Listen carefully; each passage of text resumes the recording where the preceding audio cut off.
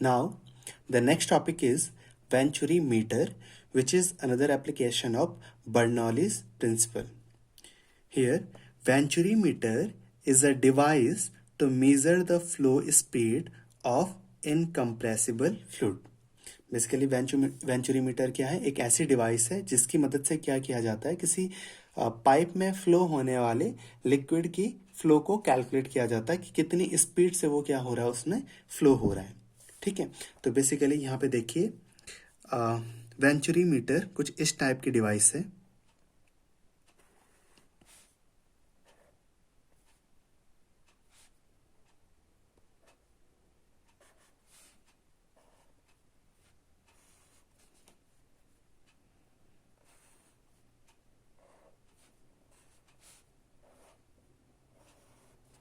ठीक है, और यहाँ पे हमारे पास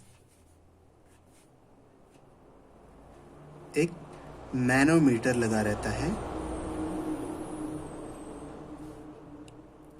मैनोमीटर जिसका यूज किया जाता है प्रेशर डिफरेंस को कैलकुलेट करने के लिए. ठीक है, तो ये हमारे पास हो गया मैनोमीटर. ठीक है, तो बेसिकली ये एक इस टाइप का इंस्ट्रूमेंट होता है. और जैसे सपोज कीजिए हमारे पास कोई पाइप है. ठीक है, ये कोई पाइप है, तो उसके हमने क्या किया, दो पार्ट किए, और इन दोनों पार्ट के बीच में, जैसे एक पार्ट ये है और एक पार्ट ये है, तो इन दोनों पार्ट के बीच में क्या करते हैं, इस अपरेटस को यहाँ पे लगा लेते हैं. ठीक है, तो जब हम इस अपरेटस को यहाँ बीच में लगाएंगे तो यहाँ पे हमारे पास कुछ रीडिंग्स आती हैं जिसकी मदद से हम क्या करते हैं, इस पाइप में फ्लो होने वाले लिक्विड की स्पीड को कैलकुलेट करते हैं.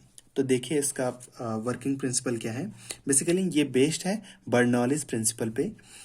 तो यहाँ पे मान लीजिए इसमें कोई फ्लूइड फ्लो हो रहा है जिसकी डेंसिटी है रो. ठीक है, रो डेंसिटी का कोई फ्लूइड इसमें फ्लो हो रहा है इस तरीके से.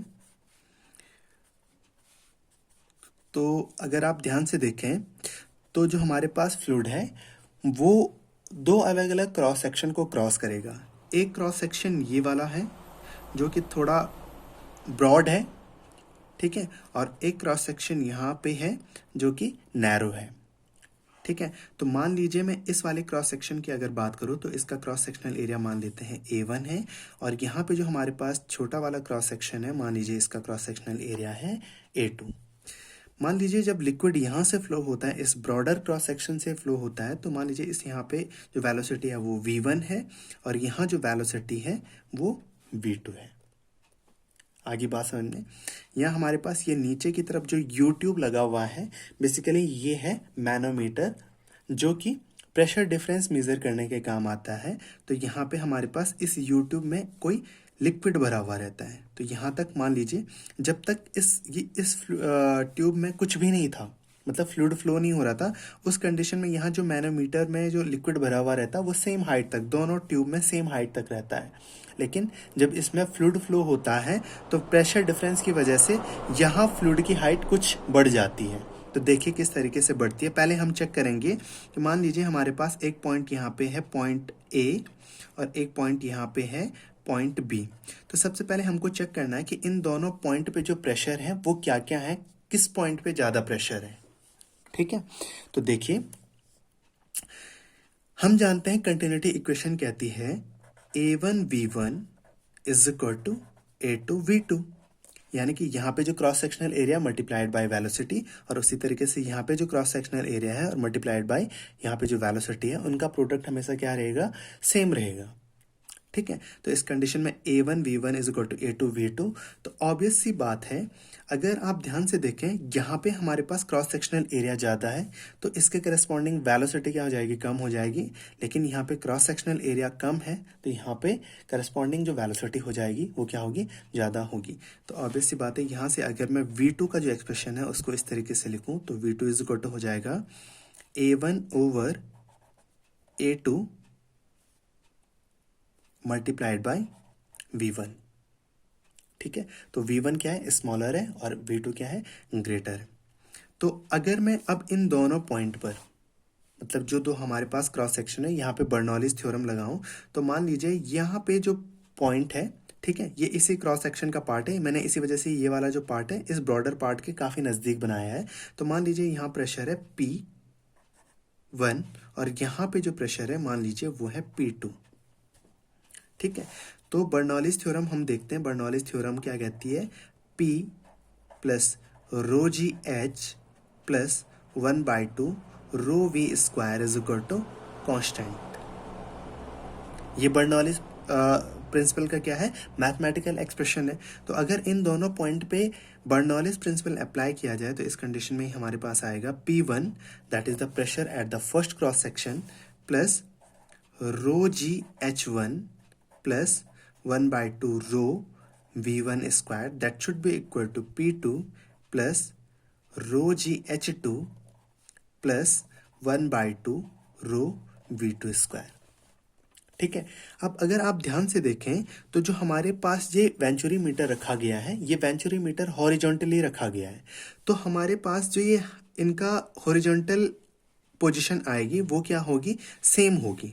मतलब ये वाली जो लाइन होगी वो बिल्कुल क्या होगी? एक स्ट्रेट लाइन होगी और इनका जो हॉरिजॉन्टल लेवल होगा वो क्या होगा? सेम होगा। तो मैं एज्यूम कर सकता हूँ यहाँ पे H1 इज इक्वल टू क्या है?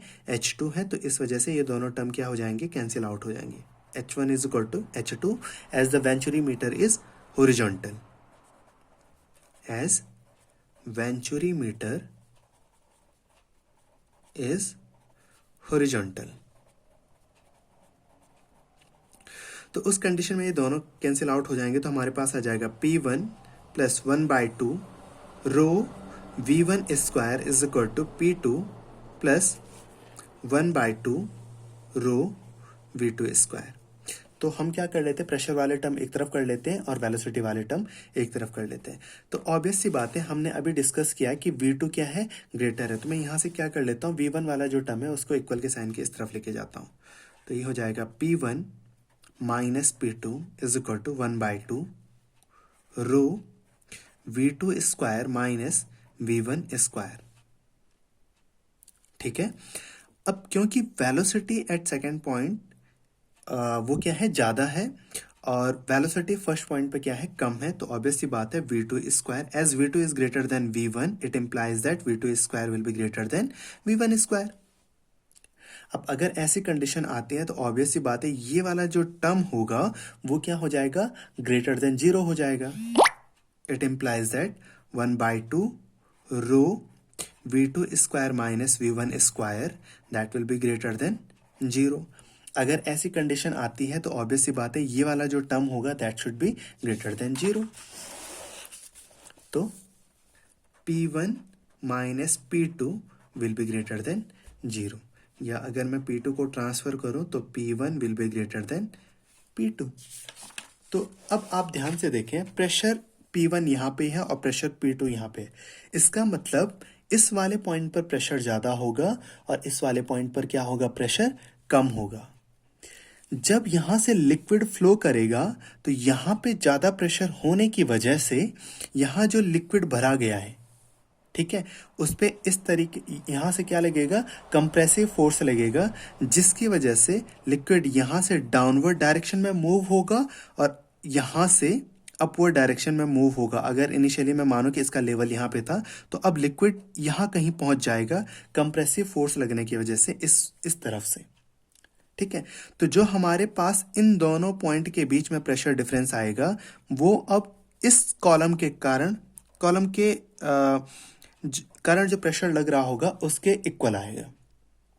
ठीक है, इन दोनों पॉइंट पे जो प्रेशर डिफरेंस होगा वो लिक्विड कितनी हाइट तक चढ़ा है अपनी इनिशियल पोजीशन से उसके इक्वल क्या आ जाएगा? उस कॉलम के कारण जो प्रेशर एक्सर्ट किया जा रहा होगा उसके इक्वल आ जाएगा।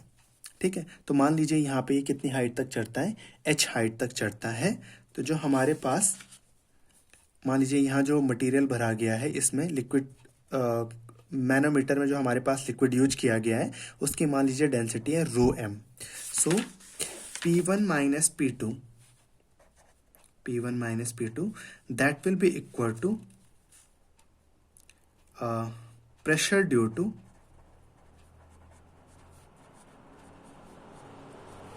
liquid column in manometer. हम किस लिक्विड कॉलम की बात कर रहे हैं? जो यहाँ पे डिफरेंस को रिप्रेजेंट करता है कि दोनों तरफ जो ट्यूब लगी हुई है उनमें कितने का डिफरेंस है, उसकी बात कर रहे हैं। तो ये हो जाएगा यहाँ पे कितना, मान लीजिए जो मैनोमीटर में जो मटेरियल भरा गया है उसकी जो डेंसिटी है वो रो एम है, तो ये हो जाएगा row M multiplied by G H. ठीक है। अब यहाँ पे देखिए, हमने लास्ट टाइम पे P1 माइनस P2 को इक्वेट किया था किसके equal, 1/2 rho V2 square minus V1 square. तो बेसिकली हमें तो क्या निकालना था, पाइप में लिक्विड किस स्पीड से फ्लो होता है, तो हमें V1 कैलकुलेट करना है, क्योंकि यही जो होगा, ये वाला जो क्रॉस सेक्शनल एरिया होगा वो पाइप के क्रॉस सेक्शनल एरिया के इक्वल होगा। यहाँ बीच में जो हमारे पास नैरोअर पार्ट आ रहा है, इसका क्रॉस सेक्शन तो कम है, तो हमें तो केवल इतने पार्ट से देखना है कि इतने पार्ट से कितना फ्लो है लिक्विड का। तो बेसिकली वो किसका क्रॉस सेक्शनल एरिया है, वो इस वेंचुरी मीटर का ब्रॉडर क्रॉस सेक्शनल एरिया है। तो इस कंडीशन में हमारे पास हमको V1 कैलकुलेट करना है। तो ये हो जाएगा यहाँ पे, क्योंकि P1 minus P2 that is equal to 1/2 rho V2 square minus V1 square. So 1/2 rho V2 square minus V1 square is equal to rho M G H. ठीक है। तो इसको मैनोमीटर की मदद से कैलकुलेट किया जा सकता है इस वाले टर्म को। तो यहाँ से हमें V1 निकालना है, तो ये हो जाएगा rho V2 square minus V1 square is equal to 2 rho M G h, या V2 square minus V1 square is equal to 2 rho M G h over rho, where rho is the density of the fluid flowing through the tube. So अब यहाँ पे हमारे पास V2 है, तो V2 को हमें convert करना पड़ेगा किसमें, V1 में। तो हम इस वाले रिलेशन की मदद से यहाँ पे हमने लिखा था V2 is equal to A1 over A2 multiplied by V1। तो ये हो जाएगा V2 is equal to A1 over A2 multiplied by V1, क्योंकि स्क्वायर है तो पूरे टर्म का स्क्वायर हो जाएगा, यहाँ भी स्क्वायर, यहाँ भी स्क्वायर, यहाँ भी square, minus V1 square is equal to 2 rho M G H over rho. तो यहाँ से V1 स्क्वायर कॉमन ले लेंगे, so it will be A1 square over A2 square minus 1 is equal to 2 rho M G H over rho. So it will be V1 square A1 square minus A2 square over A2 square is equal to 2 rho M G H over रो, या V1 square is equal to हो जाएगा A2 square over A1 square minus A2 square multiplied by 2 rho M G H over rho. यहाँ से आ जाएगा V1 is equal to under root A2 square over A1 square minus A2 square multiplied by 2 rho m GH over rho. So this is the expression of the velocity of the liquid through the given pipe.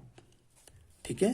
तो ये venturi meter की मदद से हम क्या कर सकते हैं, ये कैलकुलेट कर सकते हैं, क्योंकि यहाँ पे जो A2 है, ठीक है, ये वेंचुरी मीटर के नैरोअर क्रॉस सेक्शन को रिप्रेजेंट करता है। तो ये हमारे पास गिवन होता है, A1 भी हमारे पास गिवन होगा, बाकी ये जितने भी पैरामीटर्स हैं वो हमारे पास गिवन होंगे। तो हमें केवल क्या पता होना चाहिए, यहाँ पे रो पता होना चाहिए कि फ्लूइड की डेंसिटी कितनी है, और मैनोमीटर में जो हाइट का डिफरेंस आता है वो कितना है, वो हमें फ्लूइड के फ्लो होते टाइम क्या हो जाएगा, मैनोमीटर की रीडिंग से पता चल जाएगा। तो यहाँ पे रो और एच हमको पता होने चाहिए। बाकी हम क्या कर सकते हैं, गिवन पैरामीटर की मदद से वेंचुरी मीटर से फ्लो होने वाले लिक्विड की स्पीड कैलकुलेट कर सकते हैं। तो ये था वेंचुरी मीटर। तो आज के लिए इतना ही। Thank you.